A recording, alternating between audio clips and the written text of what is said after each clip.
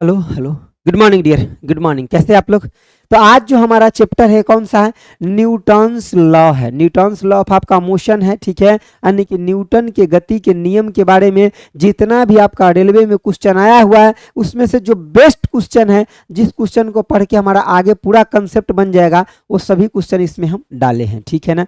चलिए, आज का छोटा सा जो आपके लिए एक मोटिवेशनल कोट है, ये सर एपीजे अब्दुल कलाम का है, ठीक है। इसको थोड़ा सा देखिए क्या लिखा हुआ है। कह रहा है क्या इस कोट में कि हम राष्ट्र नहीं बनाते हैं, हम लोगों को बनाते हैं, ठीक है। उन्हें शिक्षा आने की देते हैं और शिक्षित करते हैं, राष्ट्र तो अपने आप बन जाएगा। जब आप सभी लोग पढ़ेंगे लिखेंगे और एक दूसरे को पढ़ाएंगे लिखाएंगे, हेल्प करेंगे आगे बढ़ने में, तो राष्ट्र तो स्वयं निर्मित हो जाएगा, ठीक है ना। चलिए, अब आज का पहला प्रश्न आपके सामने आया, बताइए इसका आंसर क्या होगा। पहला प्रश्न आपके सामने है, बताइए। सभी लोग आंसर बताइए, साथ में हम डिस्कशन भी पूरा करेंगे, लेकिन आपको आंसर भी देते चलना है। देखिए क्वेश्चन को हम पढ़ते हैं, आप सोचिए इसका आंसर क्या होगा। कह रहा है निम्नलिखित में से कौन से वैज्ञानिक ने दो आवेशित कणों के बीच आकर्षण और प्रतिकर्षण बल के बारे में यानी कि बताया था। समझिए बातों को, यहां दो चीज आपको ध्यान रखना पड़ेगा। क्या? तो जो आपका आवेश होता है वो पहली बात क्या, आकर्षण भी होता है और प्रतिकर्षण, मतलब अट्रैक्शन का भी प्रॉपर्टी होता है और रिपल्सन का भी प्रॉपर्टी होता है, यानी कि दोनों प्रॉपर्टी होता है किसके अंदर, तो आपका आवेश के अंदर, ठीक है। जैसे कि मान लीजिए ये क्यू कोई आवेश है प्लस चार्ज है और दूसरा भी क्यू आवेश है प्लस चार्ज है, ये Q1 है ये Q2, दोनों के ऊपर अगर चार्ज समान है तो इसके बीच में क्या होगा, आकर्षण होगा? नहीं, क्या होगा सर, प्रतिकर्षण होगा। इन दोनों के बीच में क्या होगा, इन दोनों के बीच में अगर चार्ज सेम है तो क्या होगा आपका, प्रतिकर्षण होगा, यानी कि अट्रैक्शन नहीं रिपल्सन होगा। लेकिन यहीं पे मान लीजिए कि एगो आपका चार्ज रहता, वो क्या रहता आपका, मान लीजिए एगो Q1 आपका प्लस रहता और Q2 आपका क्या रहता, Q2 आपका माइनस रहता, तो ये डिफरेंट चार्ज हो जाता ना, तब क्या होता आपका, तो यहाँ पे आपका क्या होता, आकर्षण होता। क्या होता आपका, तो आकर्षण होता। समझ गए? तो सेम चार्ज के बीच में आपका रिपल्सन और आपका डिफरेंट चार्ज के बीच में क्या होता है, अट्रैक्शन होता है। ये बात आप समझ गए, ठीक है। इस क्वेश्चन का आंसर क्या होगा आपका, तो इस क्वेश्चन का आंसर ऑप्शन आपका ए हो जाएगा, कूलम, क्योंकि चार्ज का आपका यूनिट भी क्या होता है, कूलम होता है, ठीक है ना। चार्ज का यूनिट आपका कूलम होता है। अगर हम ये बोले कि हमारे पास कोई भी दो चार्ज है अलग अलग जगह पे, तो उसके बीच में, दोनों के बीच में फोर्स कितना लग रहा होगा। मान लीजिए कि एक आपका जो चार्ज है वो Q1 है और दूसरा आपका Q2 है, दोनों के बीच का दूरी R है, तो यहाँ फोर्स कितना लग रहा है, F equal to K Q1 Q2 और बटे में क्या, R स्क्वायर। ये यहाँ पे आपका बल लग रहा होगा इन दोनों चार्ज के बीच में। ये बात आप समझ गए, ठीक है ना। यहाँ पे Q1 Q2 क्या आपका चार्ज है, K क्या है, तो K का वैल्यू होता है, कितना होता है, 1/4 पाई एप्सिलॉन होता है। K जो होता है ना, इसका वैल्यू क्या होता है, 1/4 पाई एप्सिलॉन होता है। और इसका वैल्यू देखिए तो 9 × 10⁻⁹ आपका 9 होता है, तो वैल्यू भी याद रख सकते हैं। लेकिन एक बात और आप यहाँ से ध्यान रख सकते हैं, वो बात क्या है सर, तो देखिए जो ग्रेविटेशनल फोर्स होता है ना, वो हमेशा एक दूसरे को अट्रैक्ट करता है, रिपल्सन नहीं होता। लेकिन चार्ज वाले में क्या होता है, अट्रैक्शन रिपल्सन दोनों पॉसिबल है, ठीक है। तो मैं जरा यहाँ पे ग्रेविटेशनल फोर्स का भी फॉर्मूला आपको लिख देता हूँ, ध्यान से देखिए। जैसे कि आपका मान लीजिए ब्रह्मांड में कोई भी दो बॉडी है, ठीक है, जिसका मास मान लीजिए एगो का m1 है एगो का m2 है, इसके बीच का दूरी अगर r है, तो यहाँ ग्रेविटेशनल फोर्स क्या हो जाएगा, F equal to G m1 m2 बटे में क्या आपका R स्क्वायर हो जाएगा। ये आपका ग्रेविटेशनल फोर्स है, जहां G क्या है, यूनिवर्सल ग्रेविटेशनल आपका कांस्टेंट है G। समझ गया बातों को। और यहाँ G का वैल्यू क्या होता है, G का वैल्यू 6.67 × 10⁻⁻11 न्यूटन मीटर स्क्वायर पर आपका kg स्क्वायर होता है, ठीक है। और मास तो दोनों बॉडी का आपका दिया हुआ होगा, और आपका R क्या है आपका, तो ये दूरी है, ये R क्या है आपका, तो ये दूरी है। समझ गया बातों को? तो ये आपका, और कैपिटल जी का खोज किसने किया था, एग्जाम में पूछा गया, हेनरी कैवेंडिश ने किया था। किसने किया था, मैं लिख देता हूं यहाँ पे, ठीक है। जो कैपिटल जी है जिसका value 6.67 into 10⁻⁻11 newton metre square पर केजी स्क्वायर है, इसका खोज किसने किया था, तो आपका हेनरी कैवेंडिश ने। किसने किया था, मैं यहाँ लिख रहा हूँ, लिख लीजिएगा, ठीक है ना, आपका हेनरी कैवेंडिश, हेनरी कैवेंडिश ने इसका खोज किया था। किसने किया था, हेनरी कैवेंडिश ने। अगर आप इतना बात याद रख लेते हैं, फिजिक्स के बाद बायो पढ़ाइएगा सर, फिजिक्स के बाद केमिस्ट्री। अच्छा मैं ऐसा करता हूं ना, क्या एक दिन फिजिक्स और एक दिन केमिस्ट्री कर दूं क्या अभी से? अगर ऐसा आप चाहते हैं तो वीडियो खत्म होने के बाद एक बार कॉमेंट बॉक्स में जरूर मेंशन करिएगा कि सर एक दिन फिजिक्स करिए एक दिन केमिस्ट्री, तो हम वैसे भी कर सकते हैं, ठीक है ना, क्योंकि केमिस्ट्री का भी मैटर बन गया है, पूरा तैयार हो चुका है, ठीक है। चलिए आगे बढ़े, इस क्वेश्चन का आंसर ऑप्शन आपका ए हो जाएगा। चलिए अगला देखिए, बताइए, जल्दी से बताइए, जल्दी से बताइए क्या होगा। 2 नंबर का आंसर बताइए, ठीक है ना माय डियर, 2 नंबर का आंसर बताइए क्या होगा। कह रहा है क्या आपका, बड़ी अच्छा क्वेश्चन है, बस एक बार आपको ध्यान से इसको पढ़ना है। कह रहा है यानी कि एक आपका खींचे हुए धनुष से तीर छूटते समय धनुष की आपका स्थितिज ऊर्जा, ठीक है, किस में बदलता। देखिए जब आपके पास धनुष है ना, तब जब इसको खींच करके रखे हैं, तब उस समय में खींचा हुआ धनुष में स्थितिज ऊर्जा है, यानी कि पोटेंशियल एनर्जी है। लेकिन जब आप इसको छोड़ देते हैं ना, तो तीर जो आगे निकलता है उसके अंदर अब मोशन आ गया। तो जब मोशन आ गया, एक मतलब उसके अंदर काइनेटिक एनर्जी आ गया, यानी कि आपका गतिज ऊर्जा हो जाएगा। कौन सा ऊर्जा हो जाएगा, गतिज ऊर्जा हो जाएगा। तो क्या हो जाएगा आपका, काइनेटिक एनर्जी, यानी कि आपका गतिज ऊर्जा हो जाएगा। और काइनेटिक एनर्जी का फॉर्मूला क्या होता है, हाफ एम आपका वी स्क्वायर होता है, ठीक है।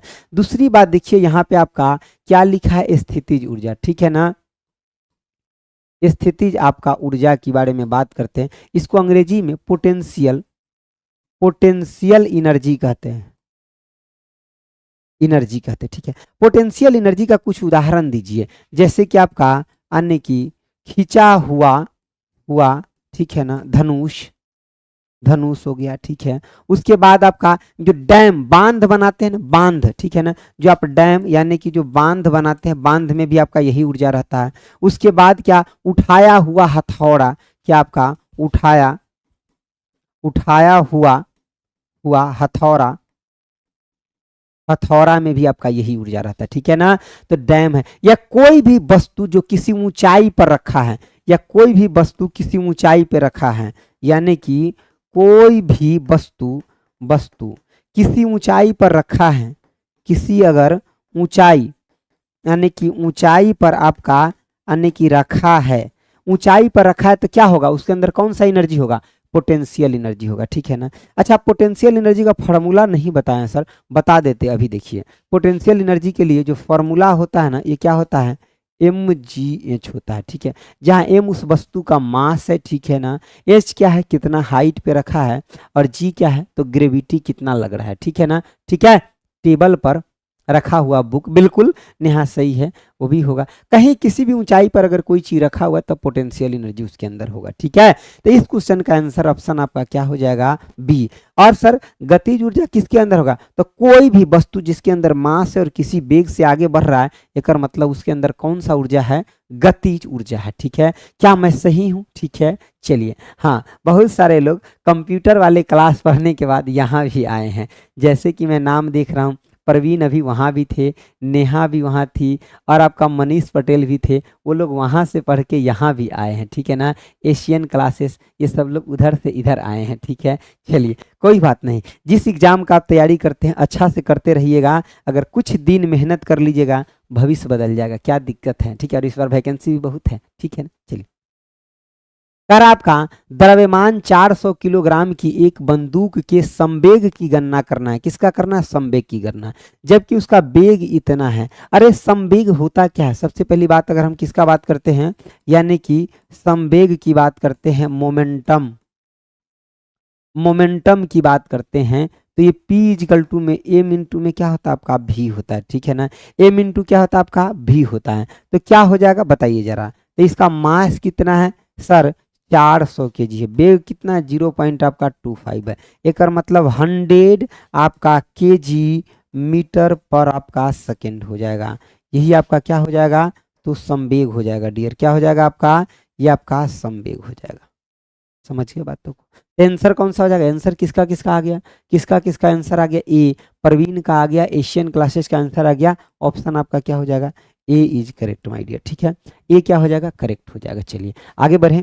चलिए चौथा नंबर क्वेश्चन बताइए क्या कह रहा है, समझिए बातों को। बात क्या कह रहा है समझिए। कह रहा है क्या आपका एक दूसरे से डी दूरी पर आपका मास है m1 और m2। ठीक है ना, तो मास मान लीजिए कि आपका ये हो गया कैपिटल M, ठीक है, और ये हो गया आपका स्मॉल m। एक दूसरे से कितने दूरी पर है, आपका d दूरी पर है। दो वस्तुओं के बीच लगने वाले आकर्षण बल देखिए, जब ब्रह्मांड के अंदर कोई भी दो पिंड है तो उसके बीच में जो बल लगेगा आकर्षण बल ही लगेगा। चार्ज में आकर्षण प्रतिकर्षण दोनों हो सकता है, लेकिन अगर कोई ग्रेविटी फोर्स अगर काम कर रहा है, ग्रेविटेशनल फोर्स, तो मतलब अट्रैक्शन होगा। मास से अगर ब्रह्मांड में कोई भी, तो अट्रैक्शन फोर्स लगेगा। तो हम आपको क्या बताया अभी तुरंत बताया, ए फिजिकल टू क्या, जी m1 m2 होता है। तो यहाँ पे हम m1 m2 थोड़े लिखेंगे, दोनों का मास दिया है तो वही लिखेंगे, कैपिटल M और स्मॉल m। ठीक है, और बट्टे में क्या, जो भी दूरी दिया है d इसका होल स्क्वायर। ठीक है ना, समझ गए बातों को। तो यही कह रहा है आकर्षण बल क्या समानुपाती, डायरेक्टली प्रोपोर्शनल किसके होगा, तो डायरेक्टली प्रोपोर्शनल मास के आपका क्या, प्रोडक्ट के होता है। ठीक है, तीन का आंसर बी होगा सर, तीन का आंसर बी होगा। हमने क्या लगाया, ओके ओके ओके ओके, ठीक है ठीक है। यहाँ पे एक्चुअली हमने यूनिट को नहीं देखा। ठीक है, ओके ओके, सॉरी डियर। ठीक है, मैंने यहाँ पे सही मतलब ये सही निकाला है। ठीक है ना, बी कर लीजिए। ठीक है, तीन का आंसर मैंने बी कर दिया। ठीक है, चार का आंसर दीजिए आप लोग, चार का दीजिए। ठीक है, तो क्या हो जाएगा आपका, मास के proportional, directly proportional, product of mass के डायरेक्टली प्रोपोर्शनल। ये क्या होता है आपका, फोर्स जो होता प्रोडक्ट ऑफ मास के डायरेक्टली प्रोपोर्शनल। क्या होता है, प्रोडक्ट ऑफ मास के, product of mass, product of mass के डायरेक्टली प्रोपोर्शनल, डायरेक्टली आपका प्रोपोर्शनल, प्रोडक्ट ऑफ मास के डायरेक्टली प्रोपोर्शनल होता है। क्या होता है, प्रोडक्ट ऑफ मास के डायरेक्टली, और दूरी के स्क्वायर के इनवर्सली प्रोपोर्शनल होता है। दूरी के स्क्वायर के क्या होता है, इनवर्सली प्रोपोर्शनल। क्या होता है आपका, दूरी के स्क्वायर को इनवर्सली प्रोपोर्शनल। तो क्वेश्चन का आंसर क्या हो जाएगा, बी आप लोग वह है। ठीक है, यानी कि वस्तु के द्रव्यमान के गुणनफल के डायरेक्टली, यानी कि प्रोडक्ट ऑफ मास के क्या होगा, डायरेक्टली प्रोपोर्शनल, और दूरी के स्क्वायर के इनवर्सली प्रोपोर्शनल होता है। ठीक है ना, दूरी के स्क्वायर को इनवर्सली प्रोपोर्शनल होता है। अगला बताइए, पांच का आंसर दीजिए माय डियर, पांच का आंसर दीजिए, पांच का आंसर दीजिए। क्या हो जाएगा पांच का आंसर, देखिए कह रहा है एक आपका टकराव में हमेशा बचत होता है। देखिए जब कोई भी चीज टकराता है, देखिए प्रेशर क्या होता है, ये तो आपका फोर्स पर यूनिट एरिया होता है, इसका यूनिट आपका पास्कल भी होता है या न्यूटन पर मीटर स्क्वायर होता है। और प्रेशर का हम एनालिसिस जनरली कहाँ, लिक्विड के ऊपर करते हैं।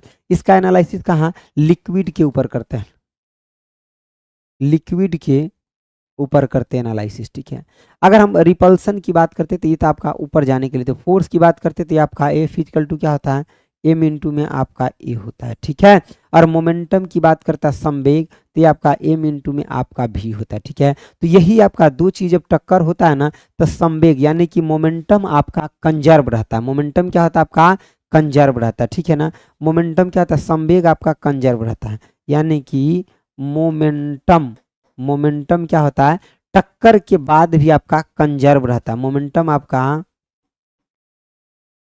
कंजर्व आपका रहता है, टक्कर के बाद आपका मोमेंटम क्या रहता है, कंजर्व रहता है। समझिए बातों को, टक्कर के बाद आपका मोमेंटम क्या रहता है, कंजर्व रहता है। ठीक है, क्या मैं आगे बढ़ सकता हूँ, आगे बढ़ सकता हूँ। चलिए छह का आंसर बताइए, छह का आंसर बताइए, निम्नलिखित में से कौन सा आपका कथन गलत है, निम्नलिखित में से कौन सा आपका कथन गलत है बताइए, निम्नलिखित में से कौन सा कथन गलत है, एक बार जरा हमको बताइए। छह का आंसर आप लोग आंसर बताइए, तभी ना हमको पता चलेगा कितने लोग पढ़ रहे हैं। ठीक है ना, हालांकि बहुत लोग आंसर बताते हैं, बहुत अच्छी बात है। कह रहा है कौन सा कथन गलत है बताइए। कह रहा है क्या आपका कि जब एक बस अचानक रुकती है, तो जैसे कि मान ली कि बस चल रहा है, ठीक है, और जब अचानक बस वाला ब्रेक मारेगा ना, तो आप कहाँ जाइएगा, आगे की तरफ झुकिएगा। अचानक बस वाला ब्रेक मारेगा तब कहाँ झुकिएगा, जैसे कि मान ली कि अगर बस रुका हुआ है और चलना शुरू करेगा तो आप पीछे जाइएगा, लेकिन बस चल रहा है और ब्रेक लगेगा तब आगे की तरफ झुकिएगा, ठीक है ना। तो वही कह रहा है कि जब अचानक बस रुकती है तो यानी कि बस में बैठे यात्री को पीछे की ओर झटका लगता है। नहीं, पीछे नहीं, पीछे की ओर झटका नहीं लगता, आगे लगता है झटका। कहाँ आपका, आगे। बस में अगर बैठे भी रहे, कभी बात एक्सपीरियंस भी कीजिएगा कि जब आपका बस चल रहा है और जब आप ब्रेक मारेंगे बस वाला तो आप आगे की तरफ झुकते, पीछे नहीं। जब आप ऐसे आराम से पहले बैठे रहते हैं, बस खुलता है, तब आप पीछे की तरफ जाते हैं। तो क्वेश्चन का आंसर क्या हो जाएगा, ऑप्शन आपका ए हो जाएगा, ठीक है। और ये किसकी वजह से होता है, इनर्शिया ऑफ मोशन की वजह से। ऐसा क्यों होता है, तो inertia, inertia of motion, inertia of motion की आपका वजह से, इनर्शिया ऑफ किसके, मोशन की वजह से ऐसा होता है। किसकी वजह से होता है, इनर्शिया ऑफ मोशन की वजह से। किसकी वजह से, इनर्शिया ऑफ मोशन की वजह से ऐसा होता है, ठीक है ना, इनर्शिया ऑफ मोशन की वजह से। बाकी ऑप्शन आपका बिल्कुल सही है, ठीक है ना, बाकी ऑप्शन सही है। ऑप्शन नंबर ए आपका गलत था, ठीक है, जो आपको मैंने समझा दिया, ठीक है। चलिए सर,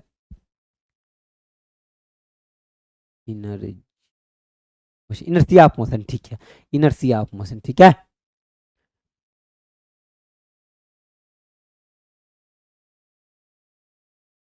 गति की जरूरत, ठीक है, इनर्शिया ऑफ मोशन वही हो गया, गति की जरूरत की वजह से, ठीक है ना, गति की जरूरत की वजह से। अगला बताइए, 7 नंबर का आंसर बताइए जरा। कह रहा पास्कल निम्नलिखित में से किसके बराबर होता है। पास्कल किसके बराबर होता है जी, ठीक है ना। अगर हम बात करते हैं किसका, दाब का, यानी कि दाब की बात करते, प्रेशर का, दाब की बात करते, प्रेशर का, प्रेशर का क्या होता है आपका, फोर्स पर यूनिट आपका क्या होता है, एरिया होता है, ठीक है ना। अब यहाँ पे फोर्स पर टेकर मतलब न्यूटन पर आपका मीटर स्क्वायर हो गया, ठीक है। और पास्कल का नियम क्या कहता है, जो आपका पास्कल जो होता है, ये आपका पास्कल होता है, पास्कल, पास्कल का नियम क्या कहता है कि अगर कोई कंटेनर के अंदर द्रव है और जब हम उसके ऊपर क्या, कोई भी पिस्टन के माध्यम से जब हम उसको बल लगाते हैं तो एक मतलब सभी डायरेक्शन में बराबर आपका क्या, यानी कि प्रेशर क्रिएट होता है। सभी डायरेक्शन में क्या आपका बराबर प्रेशर क्रिएट होता है। तो इसका आंसर क्या हो जाएगा, ऑप्शन आपका बी, न्यूटन पर आपका क्या हो जाएगा, मीटर स्क्वायर हो जाएगा। क्या हो जाएगा, न्यूटन पर आपका मीटर स्क्वायर हो जाएगा। क्या हो जाएगा, न्यूटन पर आपका मीटर स्क्वायर, ठीक है। चलिए हम आगे बढ़े, क्या ये न्यूटन मीटर जो है ये क्या हो जाएगा आपका, जूल हो जाएगा। ये किसका होता है, वर्क का होता है। किसका होता है आपका, वर्क का होता है, ठीक है। अब ये दोनों ए और डी तो दोनों सेमे दे दिया, ठीक है ना, ए और डी तो दोनों सेमे दे दिया, ठीक है।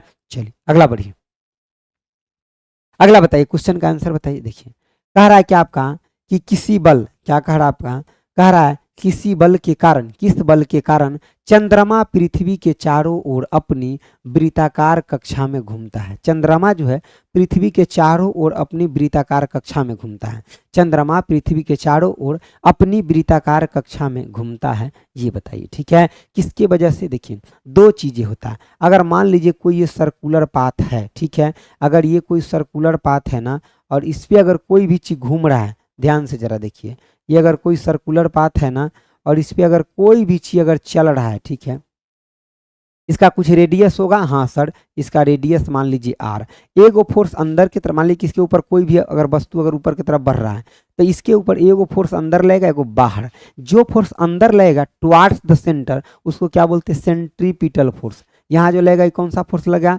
यानी कि सेंट्रीपिटल फोर्स लगेगा। कौन सा, सेंट्री सेंट्रीपिटल आपका फोर्स। और बाहर की तरफ लगेगा वो आपका सेंट्रीफ्यूगल, सेंट्रीफ्यूगल फोर्स होता है। समझ गए बातों को, तो ये चीजें पूछा जाता है, ठीक है। जो बाहर धक्का देता है वो कौन सा फोर्स है आपका, सेंट्रीफ्यूगल। इसको हम अपकेंद्रीय बल बोलते हैं। क्या बोलते हैं, अपकेंद्रीय बल कहते हैं, ठीक है। और जो अंदर लगता है इसको क्या बोलते हैं, अभिकेंद्रीय बल है। ये क्या है आपका, अभी आपका केंद्रीय बल है। कौन सा बल है आपका, अभिकेंद्रीय बल है। समझ गए बातों को, ये दोनों बल है आपका, ठीक है। अब यहाँ पे बात क्या है, ये थोड़ा सा आपको ध्यान रखना है। जो घूमता है ना, अंदर की तरफ खींच के रखता है, तो उसकी वजह से घूमता था। आंसर क्वेश्चन का आपका ऑप्शन ए हो जाएगा, ठीक है। अगर उदाहरण की बात करता अभिकेंद्रीय बल का, तो मौत का कुआं जो होता है वो अभिकेंद्रीय बल के बेस पर वर्क करता है, ठीक है। मौत का कुआं, मौत का आपका कुआं, ठीक है। लेकिन और चीज जो है आपका, जैसे कि आपका अपकेंद्रीय बल पे, तो जैसे कि आपका वॉशिंग मशीन हो गया, इसी प्रिंसिपल पर वर्क करता है। क्या आपका वॉशिंग मशीन, वॉशिंग आपका मशीन, मशीन। और क्या, एक तो आपका वॉशिंग मशीन हो गया, दूसरा और क्या हो सकता है, एक तो आपका वॉशिंग मशीन हो गया ना, दूसरा जैसे कि मिल्क से क्रीम को सेपरेट करना, किससे, मिल्क, मिल्क से क्रीम, क्रीम को सेपरेट करना, सेपरेट करना, मिल्क से क्रीम को क्या करना, सेपरेट करना, मिल्क से क्रीम को क्या करना, सेपरेट करना, ठीक है। समझ गए बातों को, ठीक है। वॉशिंग मशीन हो गया, मिल्क से क्रीम को सेपरेट करना हो गया, ये सब आपका इसी के बेस पर काम करता है, सेंट्रीफ्यूगल फोर्स। इस क्वेश्चन का आंसर ऑप्शन ए हो जाएगा। बाकी हम आपको सब बता दिए। देखिए, अगर यहाँ बात करते हैं सेंट्रीपिटल फोर्स की बात करें चाहे सेंट्रीफ्यूगल का, देखिए हम सेंट्रीपिटल फोर्स की बात करें चाहे सेंट्रीफ्यूगल फोर्स की बात करें, दोनों का आपका मैग्नीट्यूड समान होता है। वो कितना होता है आपका, तो एम वी स्क्वायर बटा में आपका आर होता है, ठीक है। ये आर क्या है, तो रेडियस भी क्या है, जिस वेग से जा रहा है। और एगो रिलेशन भी लिख लीजिएगा, क्या सर रिलेशन लिख लेंगे, तो आपका रिलेशन होता है v इक्वल टू में आर ओमेगा, ठीक है। जहाँ v आपका लीनियर वेग है और ओमेगा क्या है आपका एंगुलर वेग है, ओमेगा क्या है एंगुलर वेग है, ठीक है। चलिए, दूध से मिल्क को यानी क्रीम को सेपरेट करना, ठीक है, अलग करना, ठीक है, एशियन क्लासेस, ठीक है। चलिए आगे बताइए, 9 नंबर क्वेश्चन बताइए फटाफट, 9 नंबर बताइए।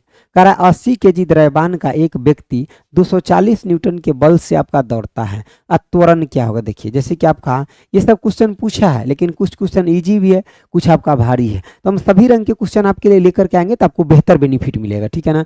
ए फिजिकल टू क्या होता है आपका, एम इंटू में आपका ए होता है, ठीक है। तो यहाँ पे आपको बल दिया गया है, हाँ सर बल दिया गया कितना आपका 240, निकालना क्या एक्सेलरेशन, तो ये इक्वल टू क्या, एफ बाई आपका ए हो जाएगा, सॉरी एफ बाई आपका क्या हो जाएगा, तो एम हो जाएगा, क्या हो जाएगा, ए इक्वल टू आपका एफ बाई आपका एम हो जाएगा। जहां पे आपका कितना 240 बटा में 80 यानी कि 0, और ये कितना हो जाएगा 3 आपका मीटर पर सेकेंड स्क्वायर। तो क्वेश्चन का आंसर क्या, ऑप्शन आपका ए हो जाएगा, ए इज करेक्ट आंसर, ठीक है। सबका आंसर सही, ए इज करेक्ट आंसर, ठीक है। ओके माय डियर, आगे बढ़े, चलिए 10 नंबर का आंसर बताइए। कह रहा है निम्नलिखित में से कौन, कह रहा है कि आपका निम्नलिखित में से क्या एक वस्तु पर लागू असंतुलित बल का प्रभाव नहीं है। देखिए, असंतुलित बल का प्रभाव क्या नहीं है ये पूछ रहा है। असंतुलित बल का प्रभाव क्या होगा, ये 3 गो ऑप्शन में होगा, और एक गो में क्या होगा, असंतुलित बल का प्रभाव क्या नहीं है। पढ़िए, कह रहा है एक वस्तु की गति में परिवर्तन, हाँ गति में परिवर्तन होता है, तो ये तो आपका होगा। एक वस्तु की गति की दिशा में परिवर्तन, ये भी आपका होगा, ठीक है ना। कह रहा है कि वस्तु की आपका गति में परिवर्तन का कारण नहीं बनता है, नहीं, यही आपका आने की गलत आंसर है इसका, ठीक है ना। तो ऑप्शन आपका क्या हो जाएगा, सी। ये किसका आंसर आया, सी, किसी का भी नहीं आया सी। अभी सब लोग 9 नंबर का आंसर दे रहे हैं, सब लोग किसका 9 नंबर का आंसर दे रहे हैं, ठीक है। अगला आपका डी में क्या है, कह रहा है कि एक वस्तु की आपका स्थिर अवस्था में परिवर्तन, तो ये सब जब होगा तो असंतुलित बल का प्रभाव होगा, लेकिन इसके वजह से आपका असंतुलित बल का प्रभाव नहीं होगा, ठीक है ना। तो क्वेश्चन का आंसर ऑप्शन आपका सी हो जाएगा। अगला बताइए, अगला क्या कह रहा है, समझिए बातों को। कह रहा है कि चलती हुई बस में रुकने के लिए ब्रेक लगाने पर यात्री आगे की ओर आपका क्या हो जाता है, तो झुक जाता है, ठीक है। जब ब्रेक लगाते हैं ना, तो यात्री आगे की, जब बस चल रहा है ब्रेक लगाएंगे तो आगे की ओर झुकेंगे, और जब बस आपका रुका हुआ है और बस चलना शुरू करेगा तो हम पीछे की ओर झुकेंगे। तो यही बात कर रहा है, पीछे की ओर झुकेंगे, ठीक है। यह किसके वजह से होता है, तो इनर्सिया की वजह से होता है। लेकिन जब मोशन में इनर्सिया की बात करता है, तो इसका ज़्यादा बेस्ट आंसर क्या होगा, कि ये दीजिए, यानी कि इनर्सिया ऑफ मोशन की वजह से, ठीक है ना। इनर्सिया ऑफ आपका, इसको पूरा ऐसे लिखना चाहिए, हालांकि क्वेश्चन में खाली इनर्सिया ही दिया है ऑप्शन में, ठीक है। इसको ऐसे लिखना चाहिए, inertia of motion, inertia of motion, इस तरीके से लिखा होता तो बेस्ट ऑप्शन होता, ठीक है। हालांकि एग्जामिनर ने जो दिया है उसी हिसाब से हम लोगों को भी चलना है, ठीक है ना। एग्जामिनर ने जो दिया है उसी हिसाब से हम लोग को भी चलना है, ठीक है। अगला देखिए, अगला आपका 12 नंबर क्वेश्चन क्या कह रहा है, समझिए बातों को। 12 नंबर क्वेश्चन क्या कह रहा है, देखिए कह रहा है आपका 12 नंबर क्वेश्चन क्या, समझिए।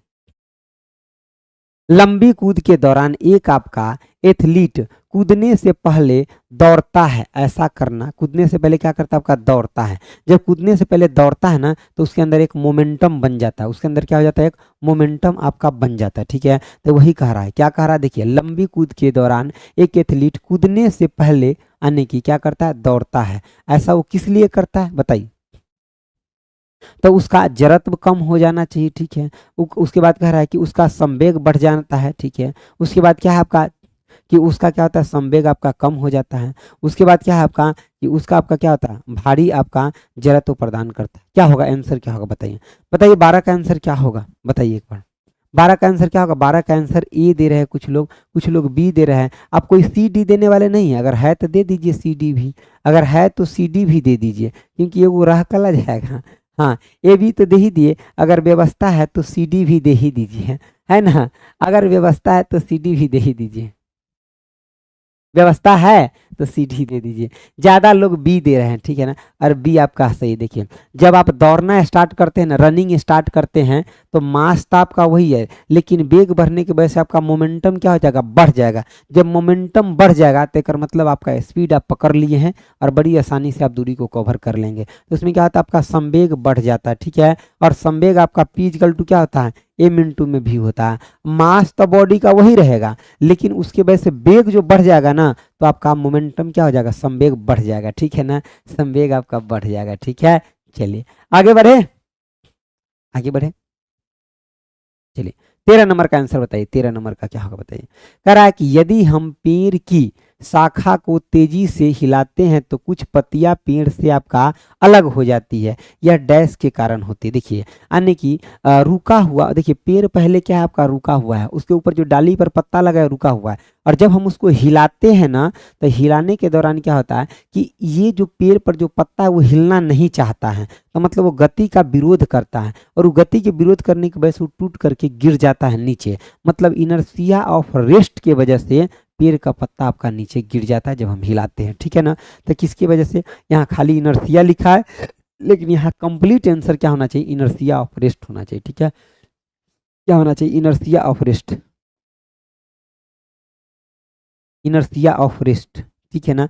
मे भी आपका ये भी ऑप्शन मिल सकता है। देखिए अगर मान ली एगो में ऑप्शन में दिया रहता है इनर्शिया ऑफ रेस्ट और एगो में दिया रहता है इनर्शिया ऑफ मोशन, तो आंसर सही क्या होता है, इनर्शिया ऑफ रेस्ट होता है। क्योंकि जब आप पत्ता पेड़ को हिलाते हैं और तब पत्ता गिरता है, कर मतलब पहले पेड़ आपका रेस्ट में था और जब आप हिलाना शुरू किए तब वो आपका मोशन में चला गया, ठीक है ना। तो इनर्शिया ऑफ आपका क्या, रेस्ट की वजह से आपका पेड़ का पत्ता गिरता है। तो आंसर आपका क्या हो जाएगा, ये वेग क्या होता है, ये आपका मीटर पर आपका सेकेंड होता है, ठीक है। इम्पल्स आने की आवेग क्या होता है, जो संवेग में परिवर्तन होता है, यानी कि संवेग में परिवर्तन, संवेग में आपका परिवर्तन होता है, यही क्या कहलाता है, यानी कि आवेग कहलाता है, ठीक है। ठीक है, फ्री फॉल क्या, जब कोई भी वस्तु को हम डायरेक्ट छोड़ देते ऊपर से और गिरता है तो उसको फ्री फॉल मोशन कहते हैं, ठीक है ना। टीसीएस हार्ड क्वेश्चन एग्जाम में डालता है, अरे उसी का द्वारा पूछा गया क्वेश्चन है, यहाँ पे ध्यान से देखो, उसी के द्वारा पूछा गया सब क्वेश्चन, जितना भी मैं करवा रहा हूँ ना, एक भी क्वेश्चन रेलवे से अभी बाहर नहीं करवा रहा हूँ, समझ गए बातों को ना, ये सब क्वेश्चन वही लेवल का है, समझ गए बातों को, ठीक है, ठीक है ना। चलिए ये सब बन जा रहा है क्या आपसे, सब बन जा रहा है। चलिए आगे देखिए, कह रहा है कि आपका एफ न्यूटन का बल आपका लगाकर 25 केजी के द्रव्यमान के एक आपका बॉक्स को 15 मीटर तक आपका धकेला जाता है। यदि इस प्रक्रिया में किया गया कार्य आपका 280 जूल है तो यानी कि एफ का मान ज्ञात कीजिए, एफ का मान ज्ञात करिए क्या होगा, ठीक है ना। देखिए सबसे पहले बात आपको किसका मान ज्ञात करना है, एफ का, ठीक है। और यहाँ पे आपका है क्या, यानी कि एफ न्यूटन का बल लगा करके इतना केजी के मास को आप इतना मीटर तक धक्का दे देते हैं, ठीक है ना। उसमें आपका वर्क कितना होता है, देखिए तो आपका वर्क दे दिया है, एक मतलब आपको वर्क से कोरिलेट करना पड़ेगा। अच्छा ठीक है, अगर आप वर्क की बात करते हैं, वर्क तो क्या होता है आपका फोर्स गुने में डिस्प्लेसमेंट, ठीक है। और जब आप फोर्स की बात करते हैं तो मास इंटू में आपका क्या आना चाहिए, एक्सेलरेशन आना चाहिए। तो यहाँ पे क्या कोई ऐसा व्यवस्था दिया हुआ है जो मास इंटू आपका एक्सेलरेशन, ठीक है, नहीं, फोर्स तो आपको निकालना ही है और डिस्प्लेसमेंट दिया है। एक मतलब इस डाटा का यूज नहीं करना है, यूज इसका नहीं है, बस ये देखने के लिए आपका दे दिया है। वर्क आपका कितना है, तो वर्क है आपका 480 है आपका, ठीक है। और आपका एफ निकालना है और डिस्प्लेसमेंट कितना दिया है, 15 दिया है। एक मतलब एफ कितना हो जाएगा, 480 बटा में 15, 5 से अगर काटेंगे इसको तो 5 से ये 2 होगा और ये आपका कितना 3 और ये आपका 16 हो जाएगा। तो एक मतलब कितना हो जाएगा आपका 32 न्यूटन का बल लगेगा। कितना न्यूटन का बल लगेगा, 32, ठीक है। यह कब से स्टार्ट किए हैं सर, ये आपका सुबह में 8 बजे से चलता है और ये आज आपका 6ठा क्लास है। इससे पहले आप 5 क्लास नहीं देखे हैं, उसको भी देख लीजिएगा, आपको बहुत काम आएगा, ठीक है ना। मैं आपको कह रहा हूँ ना, परीक्षा में घुसेंगे ना तभी प्रश्न तब आपको नजर आएगा, ठीक है, ऐसे नहीं, ठीक है, क्योंकि सब एग्जामिनर के मन का प्रश्न है, ठीक है। मैं एक भी प्रश्न नहीं बनाया हूँ, सब प्रीवियस ईयर प्रश्न है, ठीक है ना, प्रीवियस ईयर प्रश्न, ठीक है। कंप्यूटर क्लास लिए ना, हाँ कंप्यूटर क्लास चला है। कंप्यूटर आपका 7 से 8 है और 8 से 9 आपका साइंस है, ठीक है ना। कंप्यूटर के बाद आपका ये साइंस चलता है। चलिए अगला बताइए, कह रहा क्या, यदि आप एक बल यानी कि एफ और आपका त्वरण ई दिया हुआ है तो वस्तु का आपका द्रव्यमान एम जो है का सूत्र क्या होगा। एम इजिकल टू में क्या आपका एफ बटा में ए हो जाएगा। ये बहुत हल्का है, ये क्यों लिया है हमने, इसलिए क्योंकि आपको पता चलेगा कि रेलवे ने ऐसा प्रश्न को भी पूछ रखा है। जरूरी खाली तगमा नहीं लगा कि एक के रंग के प्रश्न पूछता है, सब रंग के प्रश्न पूछ रहा है, ठीक है। ज्यादातर क्वेश्चन आपका मॉडरेट है, कुछ क्वेश्चन आपका इजी है और कुछ क्वेश्चन आपका हाई है, ठीक है ना। चलिए अगला देखिए, अगला क्या आप क्या पूछ रहे हैं कि सर सारा क्लास का प्लेलिस्ट बना दीजिए, कहाँ मिलेगा। प्लेलिस्ट आपको इसी चैनल पे प्लेलिस्ट मिल जाएगा।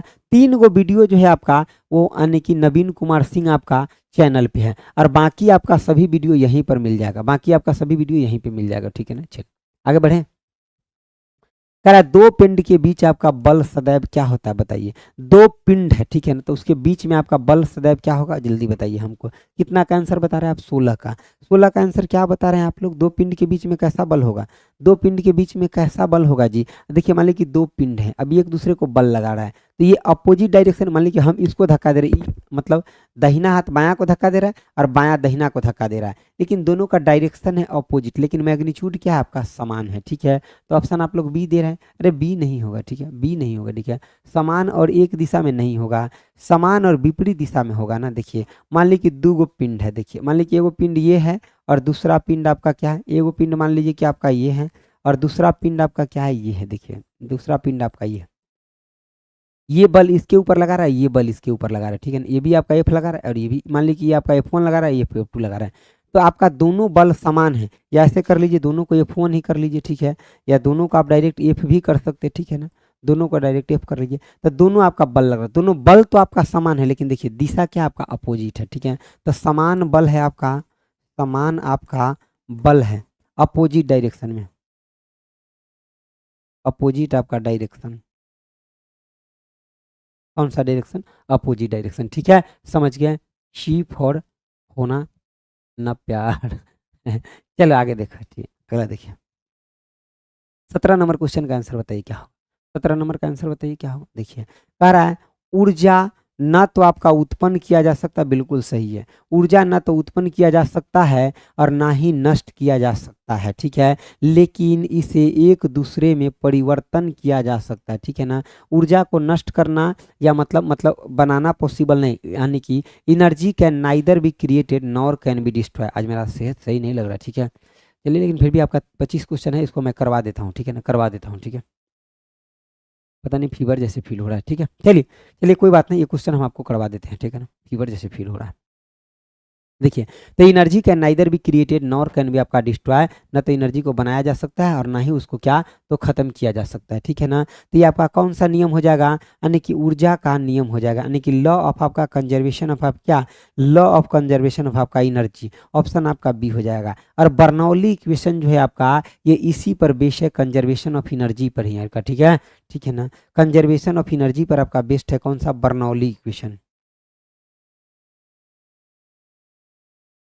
बर्नौलीज आपका इक्वेशन इसी पर आपका बेस है, समझ गए बातों को। अब यहाँ लॉ ऑफ कंजर्वेशन ऑफ आपका मास है, एक मतलब क्या, लॉ ऑफ कंजर्वेशन मास का मतलब क्या हो गया कि जितना मास पहले था उतना ही मास आपका कब बाद में भी होना चाहिए। यानी कि मान लीजिए कोई कार्बन है और इसके साथ ऑक्सीजन मिल जाता है, ठीक है, तो क्या बना लिया, कार्बन डाइऑक्साइड। अब यहाँ पे हमको जरा एक बात बताइए, कार्बन आपका कितना 12 ग्राम है, ऑक्सीजन कितना आपका 32 ग्राम है, ये दोनों मिलकर के आगे आपका 44 ग्राम मिला है। तो ये देखिए इधर भी ये कितना था आपका, दोनों मिलाकर के 44, यानी कि रिएक्टेंट आपका प्रोडक्ट के बराबर हो जाता है। तो इसी को हम क्या बोलते हैं, law of conservation of mass बोलते हैं, ठीक है ना। तो आपका लॉ ऑफ कंजर्वेशन ऑफ आपका मास है, और इस क्वेश्चन का आंसर ऑप्शन आपका बी हो जाएगा, एनर्जी कंजर्वेशन हो जाएगा, ठीक है, क्योंकि energy can neither be created nor can be destroy. एक मतलब क्या हो गया आपका कि ना तो ये बनाया जा सकता है ना समाप्त किया जा सकता है। अगला बताइए 18 नंबर, 18 नंबर क्वेश्चन बताइए क्या कर रहा है। कह रहा न्यूटन के गति का पहला नियम किसका मापन करता है। देखिए न्यूटन के गति का पहला नियम की बात करें, देखिए अगर न्यूटन्स लॉ ऑफ मोशन, देखिए फर्स्ट जो है आपका इसमें फर्स्ट लॉ,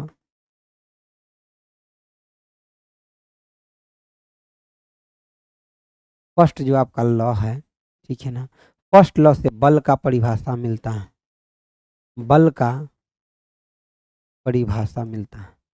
सेकेंड लॉ से आपका क्या मिलता है, सेकेंड आपका लॉ से यानी कि बल का वैल्यू मिलता है, वैल्यू यानी कि मैग्नीट्यूड मिलता है, मैग्नीट्यूड मिलता है। और जो आपका थर्ड लॉ होता है ना, यानी कि आपका थर्ड लॉ जो होता है ये क्या इससे क्या मिलता है आपका, देखिए पहला से आपका बल का परिभाषा, दूसरा से आपका बल का मैग्नीट्यूड, और थर्ड से बल के गुण के बारे में पता चलता है इससे, यानी कि बल के गुण के बारे में, बल के आपका गुण के बारे में पता चलता है, यानी कि बल के गुण के बारे में आपका पता चलता है। समझिए क्या, अंडरस्टैंड है। तो पहला क्या हो जाएगा आपका बल का परिभाषा, ठीक है, ऑप्शन आपका क्या हो जाएगा, B B B B is correct answer, B क्या है आपका करेक्ट आंसर है, ठीक है। चलिए अगला बताइए, कह क्या किसी वस्तु का संवेग क्या होता है, वस्तु का अगर संवेग की बात करते हैं तो पी इक्वल टू में एम इंटू में आपका भी होता है, ठीक है, P equal to M into में आपका क्या होता है, भी होता है। डियर आज बिल्कुल सेहत बड़ी गड़बड़ है, कितना क्वेश्चन 6 और बचा है, करवा देता हूँ किसी तरह इसको करवा देता हूँ, ठीक है। चलिए देखिए कह रहा है कि आपका वस्तु यानी किसी वस्तु का आपका संवेग क्या हो जाएगा, द्रव्यमान इंटू में वेग, दोनों हो जाएगा ना, वस्तु का इसमें द्रव्यमान भी आएगा आपका और क्या आएगा दूसरा वेग भी आएगा, तो ऑप्शन आपका क्या हो जाएगा, ए हो जाएगा, ठीक है ना। मास और आपका वेलोसिटी इसमें दोनों आता है, ठीक है, संवेग के अंदर मास और वेलोसिटी आपका दोनों आता है, ठीक है ना, दोनों आता है, ठीक है। बल की परिभाषा थर्ड लॉ से, नहीं नहीं बल का परिभाषा थर्ड लॉ से नहीं, बल का गुण के बारे में थर्ड लॉ, बल का परिभाषा फर्स्ट लॉ, बल का परिभाषा फर्स्ट लॉ, ठीक है। देखिए 20 नंबर क्वेश्चन देखिए, कह रहा है कि 100 केजी द्रव्यमान के एक पिंड की आपका गति 5 सेकंड में यानी कि 5 मीटर प्रति सेकंड से आपका 15 मीटर प्रति सेकंड हो जाता है, ठीक है। तो यहाँ पे एक समान त्वरण आरोपित होता है, तो पिंड पर आपका आरोपित बल कितना होगा, समझिए बातों को। देखिए जो आपका बल की बात है, देखिए ए फिजिकल टू क्या होता है, एम इंटू में आपका ए होता है, ठीक है। तो एम तो आपका ठीक है, लेकिन ए के बारे में क्या कह सकते हैं, चेंज वेलोसिटी होता है, यानी कि V2 माइनस में V1 और बट्टे में आपका टी होता है। तो क्या हो जाएगा, मास कितना दिया है 100 kg, V2 कितना है आपका तो 15, V1 कितना है 5, और टाइम कितना दिया है आपका सीभी देख लीजिए, ठीक है ना, द्रव्यमान, ठीक है, 5 सेकंड आपका टाइम भी दिया है, कितना दिया 5 सेकंड। तो ये कितना हो जाएगा आपका 100 इंटू में आपका 10 बटा में 5, यानी कितना हो जाएगा आपका 200 आपका क्या हो जाएगा न्यूटन हो जाएगा।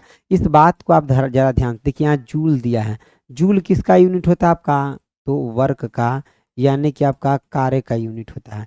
पास्कल आपका किसका होता है, तो ये आपका दाब का होता है, ठीक है ना। और न्यूटन किसका होता है, तो ये आपका बल का होता है। ऐसे क्वेश्चन को बिना बनाए भी आप आंसर को टिक कर सकते हैं, ठीक है ना। ये आपका क्या हो जाएगा, मास का यूनिट होता है, बी नहीं D, D D answer D होगा, डी होगा, 200 आपका न्यूटन होगा, ठीक है, डी, ठीक है ना, डी होगा आपका, समझ गए बातों को, क्या हो जाएगा आपका डी हो जाएगा, ठीक है, डी हो जाएगा आपका। चलिए देखिए आगे का क्वेश्चन देखिए जरा, आगे देखिए, ये समझ गए। तो इस क्वेश्चन को बिना बनाए भी आप आंसर दे सकते हैं। कैसे दे सकते हैं बिना बनाए हुए? तो आप खाली यूनिट के माध्यम से दे सकते हैं। तो ऐसा भी क्वेश्चन रेलवे ने पूछता है, ठीक है। गड़बड़ी में इसमें क्या करेंगे लोग, 200 आंसर लाएंगे और तुरंत मार देंगे तो आंसर आपका गड़बड़ हो जाएगा, ठीक है ना। चलिए अगला बताइए, अगला 21 नंबर का आंसर बताइए। 21 नंबर का आंसर बताइए। 21 नंबर का आंसर बताइए।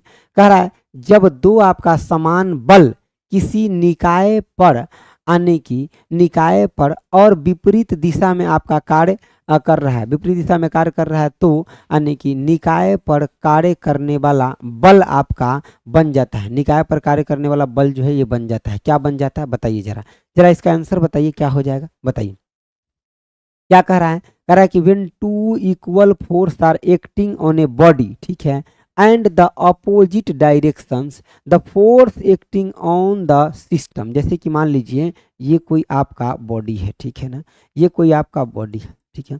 और जब दो को इक्वल फोर्स आपका इसके ऊपर एक्ट करेगा, ठीक है, दो को आपका इक्वल फोर्स इसके ऊपर ऐड करेगा, ठीक है ना। F1 होगा और ये आपका क्या होगा, F2 होगा, ठीक है ना। एगो तो आपका F1 होगा और एगो आपका क्या होगा, F2 होगा। समझिए बातों को, एगो आपका F1 होगा और एगो F2। अब ये दोनों इक्वल है अगर, ठीक है ना, यहाँ पे आपका F1 बराबर आपका अगर F2 है, एक मतलब इस वस्तु के ऊपर कोई बल आपका होगा तो नहीं होगा, मतलब आपका क्या हो जाएगा, जीरो हो जाएगा। क्या हो जाएगा आपका, जीरो हो जाएगा। तो इस क्वेश्चन का आंसर क्या हो जाएगा, ऑप्शन आपका बी हो जाएगा। सबका आंसर 21 का बी आ रहा है ना, सबका आंसर बी आ रहा है, नील नहीं जीरो। अरे वो गलती से कन्वर्ट इंग्लिश होता है ना, उसमें गड़बड़ हो जाता है, ठीक है ना। तो क्या हो जाएगा आपका, जीरो हो जाएगा। अगला बताइए, अगला क्वेश्चन का आंसर बताइए आप लोग। क्या कह रहा है, कह रहा है किसी वस्तु का भार यानी कि मास, देखिए मास लिखा हुआ है, द्रव्यमान, ठीक है ना, द्रव्य आपका मान की बात कर रहा है, 20 कीजिए। पृथ्वी में उस वस्तु का भार यानी कि वेट क्या होगा, ठीक है। तब मास दिया इतना तो वेट क्या होगा बताइए। अरे सिंपल सी बात है, वेट आपका, वेट क्या हो जाएगा आपका, तो एम इंटू में जी होता है, तो क्या हो जाएगा, एम आपका कितना है 20 और जी कितना है आपका, तो 9 पॉइंट आपका 8 है। तो इससे एगो ये खत्म हो जाएगा, तो कितना हो जाएगा 98 दूना आपका कितना हो जाएगा 196, ये न्यूटन हो जाएगा। अब यहाँ पे माइनस प्लस का कोई चक्कर नहीं है, ठीक है ना, जस्ट वेट पूछा है तो 100 आपका 96 न्यूटन होगा। बहुत लोग अरे काहे कंफ्यूज कर गए, माइनस प्लस किस लिए लगा रहे हैं, ये सब कुछ नहीं, डायरेक्ट वेट पूछा है ना, डायरेक्ट क्या पूछा आपका, वेट वेट वेट पूछा है, ठीक है। तो आपका कितना हो जाएगा, ऑप्शन ए। अगला बताइए, 23 नंबर क्वेश्चन का आंसर दीजिए क्या होगा। कह रहा है किसी बंदूक से बुलेट दागे जाने पर बुलेट की आपका गतिज ऊर्जा क्या होगा। देखिए देखिए बुलेट का गति, देखिए मान लीजिए एक तो बंदूक है, ठीक है ना, मान लीजिए एक आपका बंदूक है,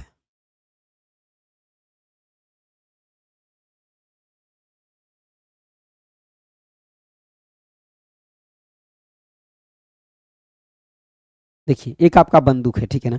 तब बंदूक का वजन तो आपका बहुत होता है, इसका वजन आपका क्या होगा, ज्यादा होगा। यानी कि अगर हम बात करते हैं बंदूक का आपका वजन, वजन क्या होता है आपका, ज्यादा होता है, ज्यादा होता है। बंदूक का वजन क्या होता है, ज्यादा होता है। लेकिन इस बंदूक के अंदर आपका क्या होता है, बुलेट अगर कोई रख दिए, अगर इस बंदूक के अंदर कोई बुलेट रख दिए, ठीक है ना, अब अगर इस बंदूक के अंदर अगर कोई बुलेट रख दिए, तो जब ये बुलेट जाएगा ना, बुलेट का वजन इसका कम होगा। क्या होगा, इसका वजन आपका कम होगा।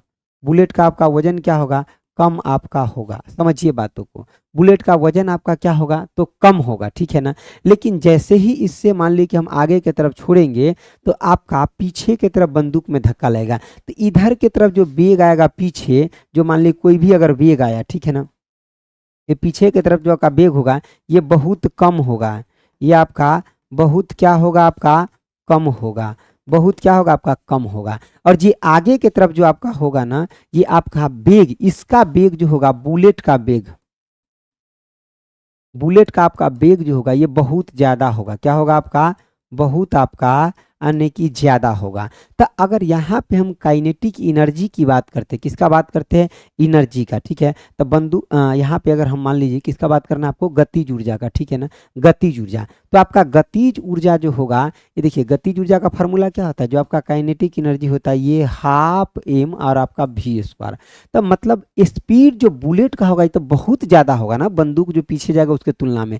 तो ये स्पीड अगर बहुत ज्यादा होगा बुलेट का, एक मतलब क्या हो गया कि बुलेट बुलेट के पास आपका काइनेटिक एनर्जी क्या होगा, ज़्यादा, किसके, बंदूक के तुलना में, क्योंकि बंदूक के पास खाली मास ज़्यादा है, लेकिन बुलेट के पास क्या है, आपका वेग ज़्यादा है, मास का आपका कहीं भी स्क्वायर नहीं है, लेकिन बुलेट का जो स्पीड है, स्पीड का स्क्वायर है, तो मतलब ये बहुत ज़्यादा हो जाएगा। तो कहने का मतलब क्या है, बंदूक की तुलना में कम होगा, क्या नहीं, किसका पूछ रहा है, यानी कि किसी बंदूक से बुलेट को दागा जाता है, तो बुलेट की गति ऊर्जा बंदूक से आपका क्या होगा, अधिक होगा, बंदूक की तुलना में अधिक होगा। तो ऑप्शन आपका क्या हो जाएगा, सी हो जाएगा। सबका आंसर सी आ रहा है, सी आ रहा है, यस सर सी आ रहा है, ठीक है ना, वेरी गुड वेरी गुड, सी आ रहा है आंसर, वेरी गुड। चलिए अगला बताइए। अगला 24 नंबर क्वेश्चन देखिए। 24 नंबर क्वेश्चन क्या कर रहा है, कह रहा है न्यूटन के नियम, यानी कि न्यूटन के नियम कणों के लिए अच्छे आपका सिद्ध नहीं हुए। न्यूटन का जो नियम था ना, ये कण के लिए अच्छा साबित नहीं हुआ। क्यों, न्यूटन का नियम कण के लिए अच्छा साबित नहीं हुआ, कण के लिए जो अच्छा साबित हुआ ये दूसरा नियम था, कण के लिए अच्छा साबित नहीं हुआ। कोई इसका आंसर हमको बताएगा 24 का आंसर। देखिए कह रहा है ऑन आपका रेस्ट, विश्राम पर, नहीं ये आपका आंसर नहीं होगा, ठीक है ना। चलिए अब अगला आपका क्या कह रहा है, कह रहा है उच्च वेग के साथ चलने पर, बिल्कुल नहीं। कह रहा है धीमा चलने पर, बिल्कुल नहीं, ये सब आपका बात नहीं। ऑप्शन आपका डी को देखिएगा, ये आपका लॉजिकल है। कह रहा है कि प्रकाश के वेग के साथ आपका तुलनीय वेग में आपका गति करने पर, जब प्रकाश के वेग के साथ इसको तुलना किया गया, तब यहाँ पे जो इसका नियम था वो आपका अच्छा साबित नहीं हुआ, जब इसको तुलना किया गया तब। किसका किसका डी आ रहा है, आसियान का, यानी कि एशियन क्लासेस का आपका, ठीक है, डी आ रहा है, सही बात है। राजेश का भी आ रहा है, कन्हैया नहीं, आपका आंसर गलत हो गया कन्हैया, ठीक है ना, आप इसका आंसर डी होगा, ठीक है ना, डी होगा, ठीक है। चलिए अगला बताइए। अगला आज के लिए आपका ये लास्ट क्वेश्चन है, इसका आंसर बताइए क्या। कह रहा है यांत्रिक ऊर्जा क्या होता है, मैकेनिकल एनर्जी। देखिए दो एनर्जी होता है, एक तो होता है आपका क्या, काइनेटिक एनर्जी होता है जो आपका हाफ एम वी स्क्वायर होता है, और दूसरा आपका पोटेंशियल एनर्जी होता है जो एम जी आपका एच होता है, और जो मैकेनिकल एनर्जी होता है ये दोनों का जोड़ करके होता है, दोनों का जोड़ करके। एक मतलब क्या हो गया सर, दोनों को जोड़ के एक मतलब काइनेटिक एनर्जी प्लस में क्या आपका पोटेंशियल एनर्जी होता है, यही आपका क्या कहलाता है, तो आपका मैकेनिकल एनर्जी कहलाता है। क्या कहलाता है आपका, मैकेनिकल एनर्जी कहलाता है। समझ गया बातों को, कौन सा एनर्जी कहलाएगा, मैकेनिकल एनर्जी कहलाता है, ठीक है। तो ये आपका आज का लास्ट क्वेश्चन था। ये क्या हो जाएगा, इसका आंसर कोई नहीं बताया, यांत्रिक, अब क्या हो जाएगा आपका सम ऑफ काइनेटिक एनर्जी प्लस में पोटेंशियल एनर्जी हो जाएगा। ऑप्शन आपका क्या हो जाएगा, सी हो जाएगा, ठीक है ना। ऑप्शन कौन सा हो जाएगा, सी हो जाएगा, ठीक है। चलिए तो आप हमसे डेली जुड़िए, सुबह में 8 बजे। आपका साइंस कुछ दिन के बाद बेहतर हो जाएगा, क्योंकि डेली हम आपको प्रीवियस ईयर क्वेश्चन कराते हैं। प्रीवियस ईयर क्वेश्चन एग्जाम के लिए बैकबोन माना जाता है, ठीक है ना। तो इससे आपको बहुत बेनिफिट मिलेगा, लेकिन आप कुछ टाइम तक करिए, ठीक है ना।